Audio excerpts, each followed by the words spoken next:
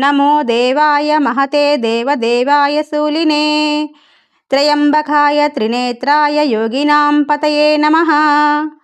नमोऽस्तु देवदेवाय महादेवाय वेदसे संभवे स्थानवे नित्यं शिवाय परमात्मने।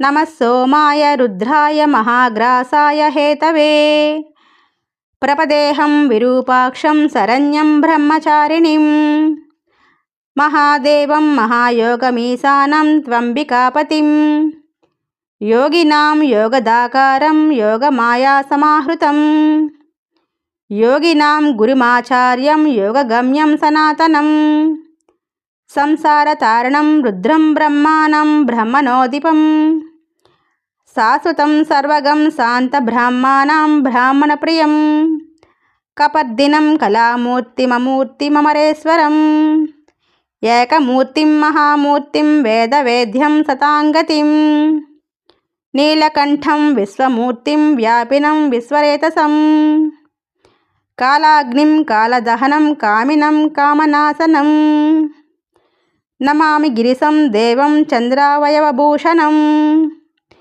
త్రిలోచనం లేలిహానమాదిత్యం పరమేష్టినం ఉగ్రం పశుపతిం భీమం భాస్కరం తమసః పరం।